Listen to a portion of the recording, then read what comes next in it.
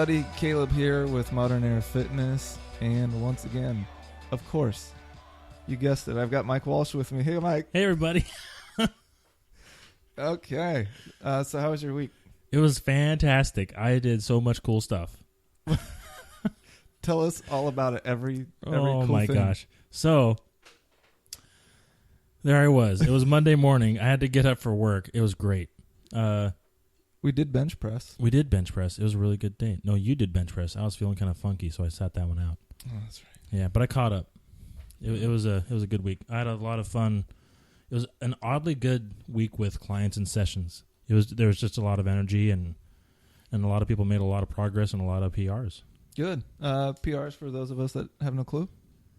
Personal records. Thank you. I knew that. Like your current best. I knew that.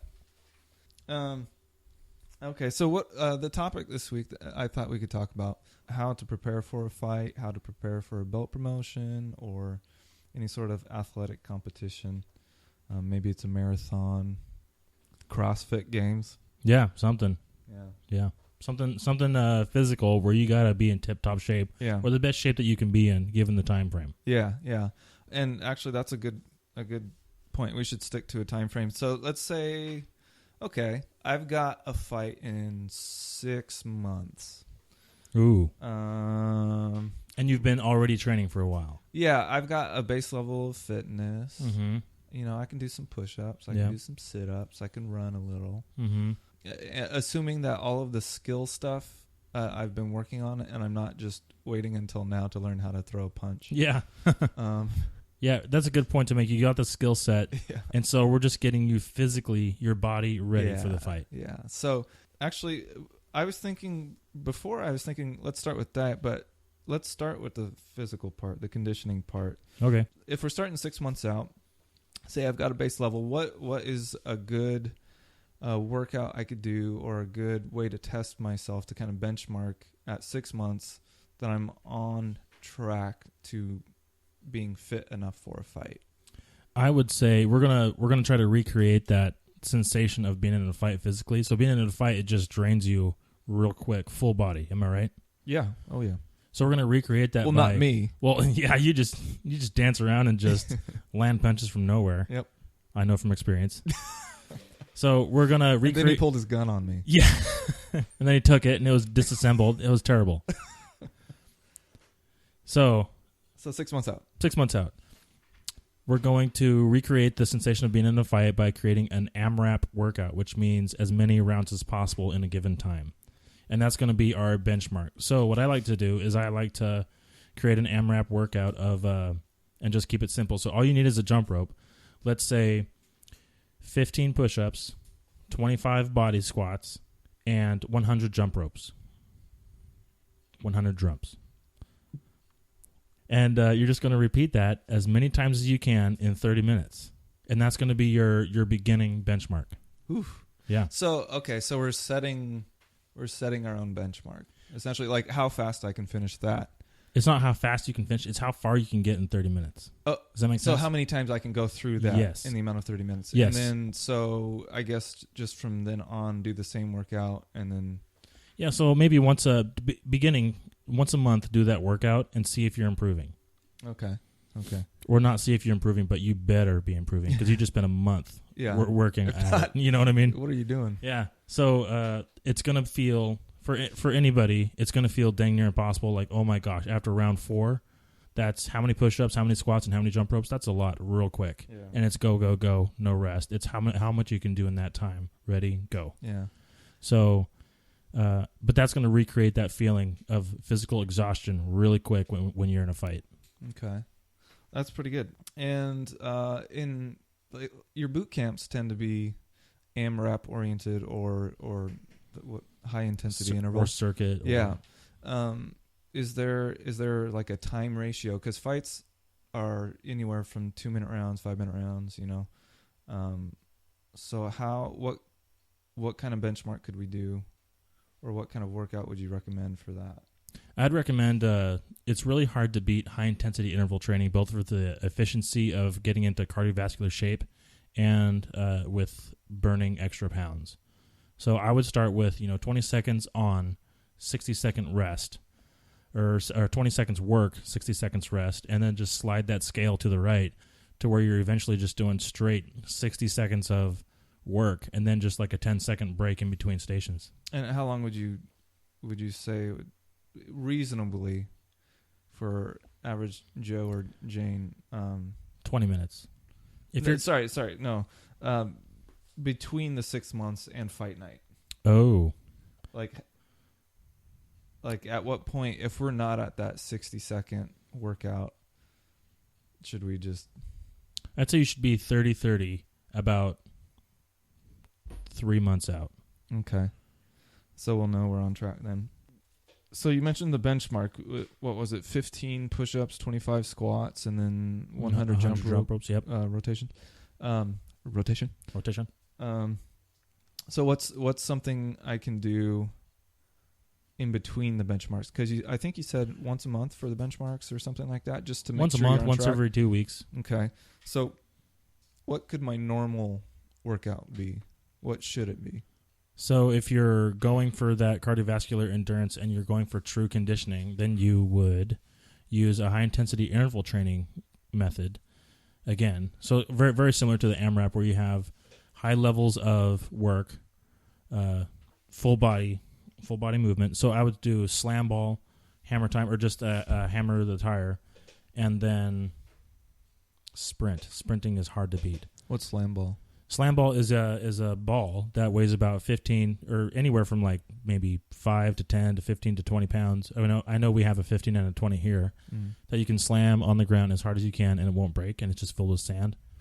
And it's just encased with thick rubber. So you do that and you just go as hard as you can, lift it up over your head, slam it down as hard as you can, and go for 20 seconds. And if you're not sucking wind by the end, then you're Superman. Or you're not pushing yourself hard. Or you're not pushing yourself hard enough.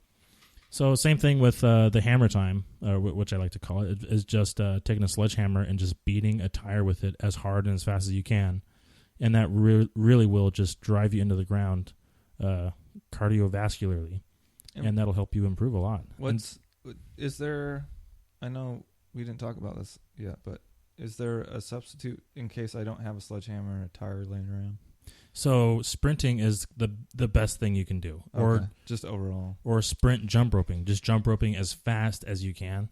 We'll also do the same thing. But we're looking to do full body movement as hard as you can. That will just be really, really, really difficult, really, really quick.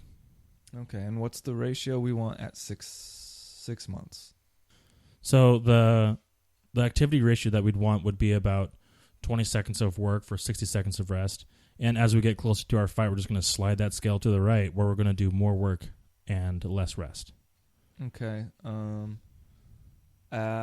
So 6 months, you said 20 and 60. Mm-hmm. Let's say we've been working pretty hard. 3 months, where should we be? About even. So you maybe 30 seconds and 30 seconds. Okay. And then maybe a month before the fight, you should be doing, or maybe 2 months before the fight even, you should be shooting for just going from a minute of sprints, a minute of hammer time, and a minute of slam ball, and then 1 minute of rest, and then do the whole thing again, and then another minute of rest. So there you have a 3-minute bout, so to speak. Yeah, that's good. Did you hear my quotation marks? Yeah. And loud and clear, buddy. Loud and clear, yeah. So that simulates a 3-minute bout that just is full body and simulates that fight really, really well. And if you can do that a month or 2 months out, then you can just kind of maintain that. And 2 weeks out from the fight, you're going to scale back a little bit and allow your body to recover and get not complete rest, but your workouts aren't going to be as insanely intense as they were leading up to that point. Okay. Well, good. So that gets us from a pretty far out kind of non-elite status to a pretty solid status. And that's a really difficult thing to do. It takes a lot of mental toughness to get to this point.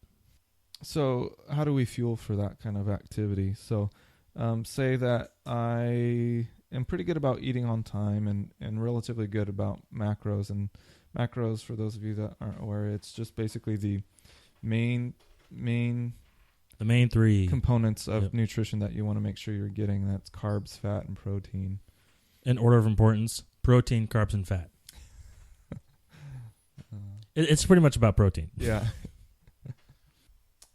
Yeah. Okay. So I'm pretty good about that. What should we be looking at 2 to 3 months out? Like, what should we start tweaking to get the most bang for our buck for the fight? The most bang for your buck isn't going to be by tweaking your macros. If your macros are on, then you're going to make sure that you want a balanced ratio between, you're always going to want that lean protein. And even that, I call it substandard protein. That's not animal protein. But anyway, that's here nor there. No. What do you mean substandard? Caleb's a vegetarian, so he's a little hot about this topic. He's trying not to offend me. I won't be offended. Okay. I understand that people eat meat. So meats are complete proteins, and they have all the blasphemy. Oh man, amino acid profile in them. So you're gonna get everything you need and then some from a animal source. And actually, there's a few other proteins. Yeah, he's like, oh man. I think pea protein is considered complete, but I don't think it's in enough ratios. Say it again.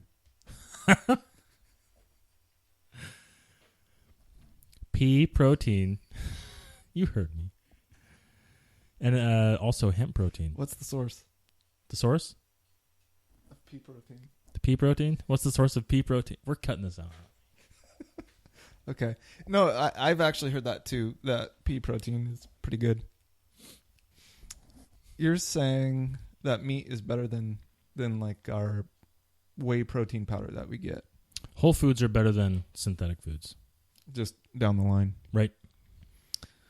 But as far as carbs go, you're going to want just a balance between vegetables, whole grains, fruits, and things like that.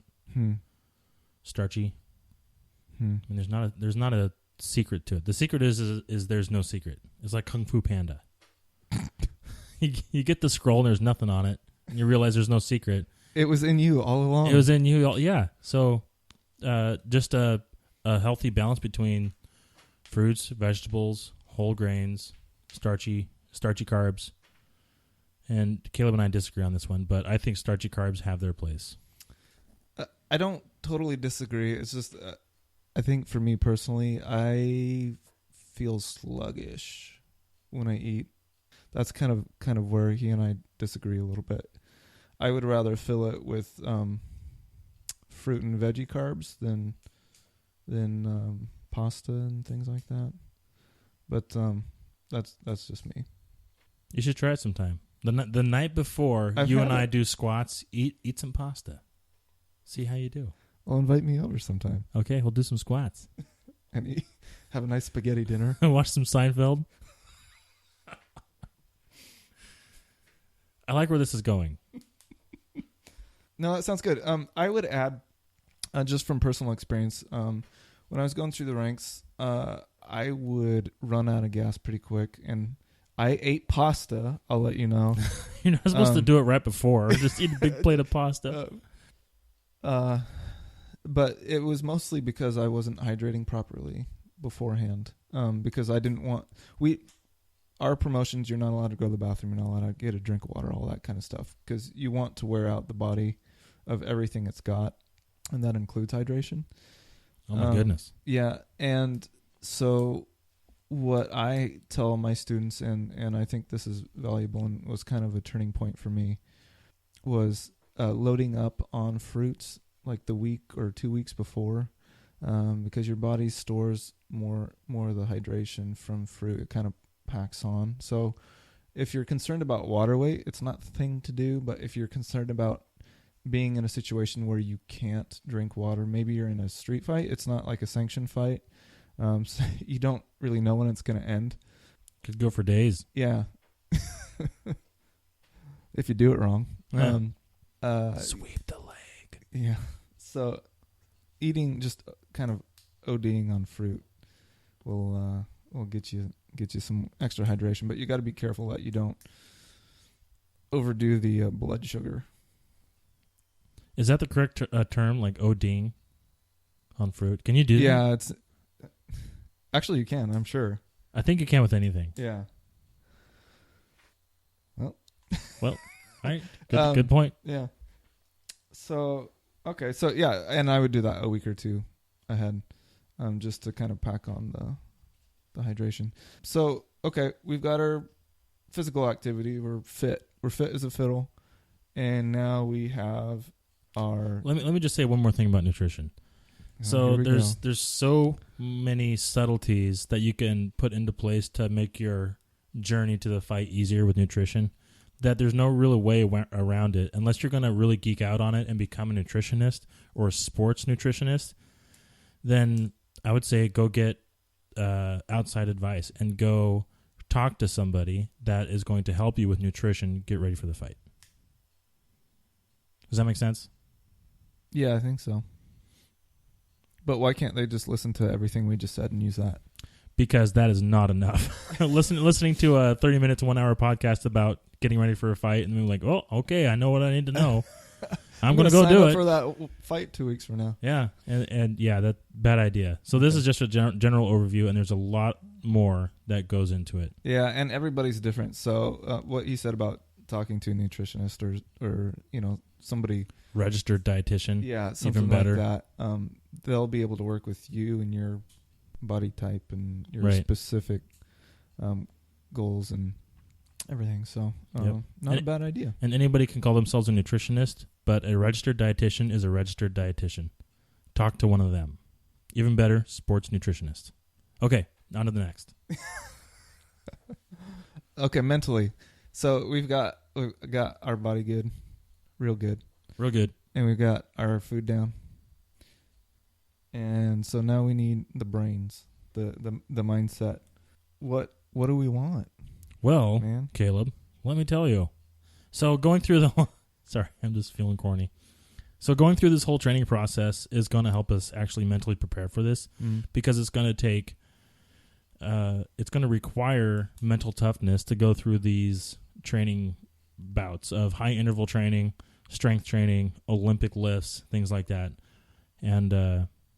And all this sparring or bicycle sprints or whatever you're training for, you're going to be doing a lot of. So if you're training for a fight, you're going to be in the ring a lot. If you're training for a bicycle race, you're going to be on your bike a lot and just putting a lot of miles on. If you're running, you're going to put a lot of miles on. So that's going to help you mentally prepare. So what I'm getting from you with what you just said is like specializing in what you're going to do and you'll be comfortable. Yes. Like by knowing your stuff, feeling fit and being properly nutritioned. Yeah. Is that a thing? Yeah. Okay. Like that mentally prepares you because you know your stuff. Right. Like you've got this kind of a thing. Right. So a good example would be, and this doesn't have, this pertains to fitness, so bear with me, but the Beatles. The band The Beatles. Seriously. So listen to this. Sir Paul McCartney was just in Portland. Oh, he was? On Friday, yeah. Oh, you could have fought him, and you would have learned what I was talking about. Anyway. I wouldn't harm him. Are you kidding me? He would take your lunch and eat it. He's a treasure. So the Beatles played tens of thousands of hours before they even ever got big. Does that make sense? Yeah. So they played, 6-7 days a week, 10-hour days, and they would play in like really, really crappy nightclubs and stuff for a long time. And they've been playing since they were really, really young. Or at least Paul McCartney. And anyway, I could get into that. Yeah. So same thing with boxers. Like the really, really, really good boxers spend how many hours training in a ring, fighting, versus how many hours they actually have a fight. Mm-hmm. The ratio is astronomical. It's like 10,000 hours to 1. How many hours would a boxer train in the ring, just training, versus how many hours he's actually in a fight? Oh, yeah. I would agree with that. So I'm just trying to make the point of, if you want to be good at fighting, fight. Yeah. In training. If you want to be good at running, run. And I think that's going to do a lot for your mental capacity to handle the upcoming competition. I feel like getting ready for tests and fights and things like that, there's a lot of anxiety that comes up. And for me, when I was going through all this, it was about managing the anxiety. And that I guess that's where I'm coming from with regard to mindset for this kind of a thing. Managing anxiety. Yeah, because you get in your head so much. Like, yeah, you've practiced, yeah, you've got your training down, but when you've got this one event that you're putting so much energy into, you can't help but maybe get nervous, and you just want to do your best, right? Yeah. So how do you deal with that, man? The way I did it, I practiced Tai Chi as well, and so I just had to use every trick in the book from Tai Chi, and anytime I felt the anxiety rising, I would just work on my breathing, and specifically the way I would do that is making sure that the breath goes low into the belly first, and then up into the chest, because oftentimes mostly in the Western world, to generalize, everybody breathes in the top part of their chest. They don't really use their full lungs.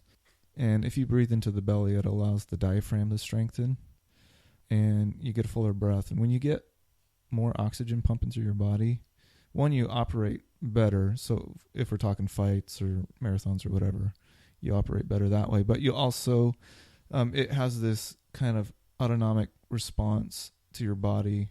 It just chills you out. It mellows you out. And I think my instructor referred to it as the moment of Zen, before a promotion or before a fight, where you just have to accept, okay, it's going to happen tomorrow, and I know what I know, I can do what I can do, and I'm just going to have to do it, and hopefully it's enough. Yeah. That's a really good point. And I think that ties into what you were saying, like if you're training for a fight, and so the tail end of what I was just saying, I think ties in. Does that make sense, what I'm saying? It does really. It really does. Like, you can have all these tricks to kind of calm your nerves, but when it comes down to it, that moment of Zen, you have trained. Right. And so you should find some peace in that. Right. And or have confidence in that. Yeah. Confidence in your training. Whoa. Yeah. I don't know. Did we just like mold into one? Yeah. I think there's a few tricks that you can use to calm anxiety before the big event. Mm. One of them being breathing, like you just described. Mm-hmm. And I think the other one is just, honestly, again, just having confidence in your training and accept the fact that you've been training for this, and you're going to go do the best that you can do with the talents and the gifts and the training that you have.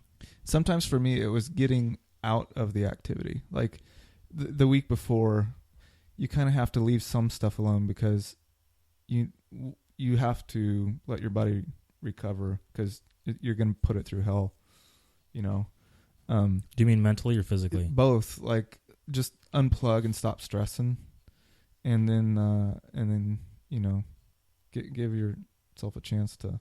Right. I think also it's kind of that what you're describing to me sounds like taking a step back, and instead of being in the trenches, you're going to take a step back, get a 10,000-foot view, and realize, okay, this isn't everything. Yeah. Like, this is going to be everything when it happens. When you step in the ring, nothing else is going to even exist. Yeah.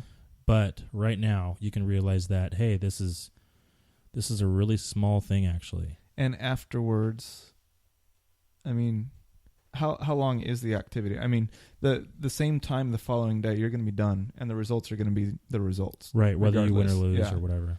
And so you just kind of have to, I don't know. I feel like once you make peace with that, then it's like getting on an airplane for me.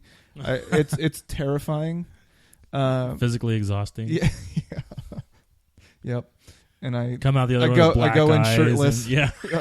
You got your hands wrapped. Sir, can you put your shirt back on? No. I got to this is how I do it. Mouth guard in. Yeah. Are you wearing a cup? So, but seriously, the airplane thing, it's scary to fly. I mean, you're in a metal tube 30,000 feet above the ground. Oh, that sounds terrible the way you just described it. Never flying again. Never watch Lost. Don't watch Lost. Oh, yeah, okay. You watched Lost, didn't you? I watched the first 2 seasons when I was deployed, and then I was like, done. At the end of season 2, I was like, nothing has really happened. Nothing's still explained. This just doesn't make sense. It doesn't get any better. Yeah. I mean, I love those people. Anyway, Penny, But anyway, back to the airplane. It's scary to fly, and you just have to tell yourself, okay, how many flights are there going in and out every day, and how many times do you hear about something going wrong? And the odds are that something is going to go horribly wrong is nil. And it's the same. You just have to accept, okay, you know what? I'm taking a risk, but likely nothing bad is going to happen. And for me, it's kind of the same way with a fight or a belt promotion or whatever. Like, what's going to happen is going to happen. People go through this all the time. There wouldn't be black belts in the world if you know, people gave in to that fear. And so you just got to get through it. Does that make any sense? Kind of. What I'm hearing is there's this promotion, and your teacher, if it's a belt promotion, your teacher's saying like, okay, I'm putting you up for promotion, and you don't really have a choice, do you? You do. I mean, you could be like, okay, I'm done with martial arts, I'm leaving, bye. Peace. But that really doesn't happen, does it? No. Not if somebody's dedicated. Yeah. I could see somebody denying a promotion, but not for somebody that's listening to this podcast. Be like, oh, I want to learn how to prepare myself for the hard stuff, the actual fight, the belt but promotion, I'm not willing the marathon. To get uncomfortable. Yeah, but I don't want to be uncomfortable. Yeah. Are you using any new technology to help you with your fitness and martial arts journey? No. No? Well, no. Do you use Fitbit? Yeah. In fact, you know what? Today, I don't know how I feel about this. When I put my Fitbit on, after charging it for a little bit, it said, "Love ya." Like it puts a little greeting out there. Singularity just Yeah, started like, with your Fitbit. Johnny Depp, are you talking to me? Yeah. So, but aside from the creepy messages I get every morning, I love it. That's awesome. I love it. But I honestly feel like the more information and knowledge you have about your habits, like objective information you have about it, the better. Because before I got my Fitbit, before I started tracking my food, I thought I was doing good, but you don't realize how like how bad. Yeah, how bad what you think good is. Yeah. And if that makes sense. That's something that I realize with clients and people that succeed in different areas and different aspects. That's usually the difference. That's usually the difference is they track what they want to get better at, whether that's finances or fitness or nutrition or whatever. They track the meaningful metrics. Yes. By the way, something you shouldn't track regularly is your weight. Why? Because I said so. But that's like the normal thing. That's like I know that's what the normal everybody's thing, worried but about. so tracking your weight is what you should do if you're tracking everything else. If you're tracking your nutrition, your just exercise, of and it should be a part of that. If you track your weight just to track your weight, and if you're like, well, today I weigh a pound more than I did yesterday, so I probably shouldn't eat breakfast or lunch and maybe just a little bit of dinner. By the time dinner rolls around, you're just going to load. And your metabolism is just going to be in the toilet because you didn't eat all day.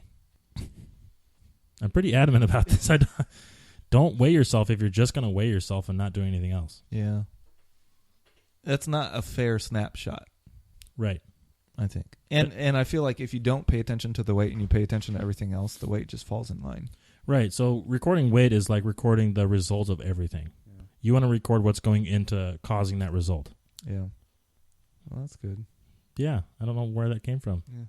You're welcome. You just needed to get that off You're your welcome. chest. Yeah. I've wanted to say that. It's been on my mind. Couldn't sleep last night. He's speaking directly at me. He's using the Caleb? podcast as a vehicle for his frustration with me. I caught you the other day stepping on that scale. You saw that? Oh. I've been using an app called Productive. Oh, so Mike, what about you? Thanks. Have you been using any new? That's why I asked you in the first place. You would ask me back. It fell through. Is that like when you say "I love you" and the other person doesn't say it back? I love you, and you just see read at 8:48 p.m. ... When are they going to send that text? Texting your parents. Yep. Oh, that's so sad. So anyway, this app I've been using, Productive, it measures and tracks your habits. And so you put habits in there. You plug in these habits, and every day it reminds you. And then you just check them off, and it has a cool little sound. And if you do all your habits in a day, then you get a little dot on your day in the calendar. It's really simple. It sounds really stupid and really corny, but it's a beautifully made app, and it helps me. So shout out to, what is it called? Productive and Fitbit. Thank you. And Fitbit. I'm about the little guy. Well, it sounds like it's just a way to gamify. There's no gamification about it. Well, you're getting rewarded. Yeah, that's true. You know. Well, You're getting acknowledgement that mm-hmm. you were productive today. That you're productive and you did all your habits that you were shooting for. Yeah. Does it do anything if you do bad habit? No, it doesn't. It just you just get this little dot on your calendar if you do all your habits for the day, and you try to just create the longest streak you can of having perfect days, and that's it. So it really kind of fosters perfection. So yeah, you're looking at me like the wheels are turning, and that might be like a dangerous thing. And it can be. You can load up on too many things. Like, I want to write a book tomorrow, and the day after that I'm going to wash all the cars. It would be really easy. Then I'm going to paint the house. Really easy to go off the deep end there. But it's nice for little recurring habits that you want to do. What's an example? Well, let me pull mine up. So for my morning habits, I have meditate, journal, and take vitamins. Those are 3 things that I struggle to do. And then today I got to go to the bank. I got to do vehicle preventative maintenance and get a haircut. Those are things that repeat on my little task thing every week. So Sunday, every week you get a haircut every week. Well, obviously not, Mr. Hollywood. Yeah, but no, I'm trying to. It's things that I want to be better at and things that I want to do more regularly. Yeah, and so it just helps me remind me to do those things. So, any closing thoughts? I have a feeling the end of our podcasts are all going to end the same way, in that it's all about positive self-talk, eating healthy, and staying active. Yeah, and trying new things. Yeah. And make sure your mind is in the right place. What did Splinter say? Possess the right thinking. There you go. Name that movie.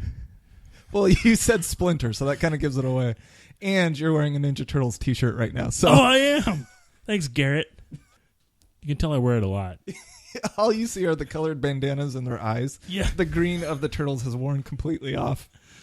No, that's not what it says. The green hasn't worn off. Caleb's being funny. I don't see turtles. It's like they're supposed to be in the dark, and it says ninjas do it in the dark. Thanks for listening. This is a Modern Era Fitness podcast. You can reach us at Twitter at MEF Podcast. And what's our same Gmail? with Instagram. Instagram is the same as our Twitter. If you want to email us any questions or tell us to stop talking about Ninja Turtles so much, you can email us at modernerafitnesspodcast@gmail.com. Check us out on Facebook too. Give us a like. We're on iTunes and Stitcher now, so however you got this into your ears, make sure you review and rate it and share it. Let people know about it. Yep. And if you give us a review, especially if you like it, let us know why. If you don't like it, give us a review and let us know why. That's how we're going to get better. Thanks a lot. Yep. It's your fault if we continue to suck. Yep. Bye. Bye.